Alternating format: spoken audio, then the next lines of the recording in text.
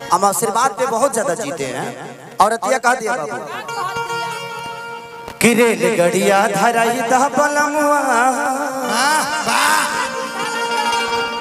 दे दे जेकरा जोन कहे कोई कहो, हम सुधरे वाला थोड़ी बनी। सच पूछे तो खेसरिया तोहरे लोग खाती जिएला। हमारा बारे में के का कहता नइखे कहता हमारा फर्क ना पड़ेला, क्योंकि जिंदगी में इंटरटेन का माध्यम कुछ अलग है। यूट्यूब पर रोज हाला होता कि अश्लील गाना बा भाई। हम अगर 10 को भजन गा दे तो तुम रोकबे जी? हाथ उठा के बताइए लो, रोकबा लो। अबे दूसरा का मोबाइल खोले लगे।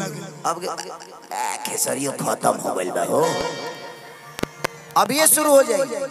तो इंटरटेन को आप अश्लीलता से मत जोड़िए, वो इंटरटेन है।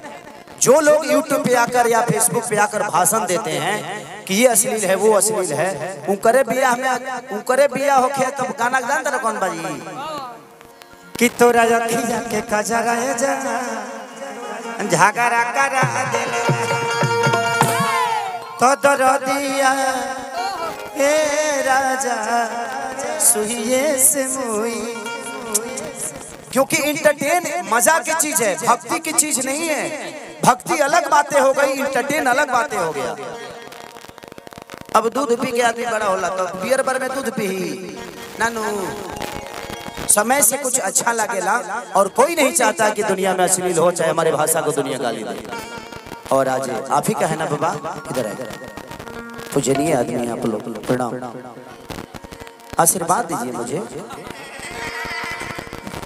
इन्हीं का जनेब है। मैं चाहता हूं कि इनके लिए एक जोरदार आप सब ताली बजाइए कि ये इस बच्चे के अंदर क्या ऐसी बातें हैं कि आज इस धरती पे खेसारी लाल यादव को आकर और आप सबके बीच में और इतना बड़ा परिवार के साथ खेसारी एंजॉय कर रहा है। Thank you so much.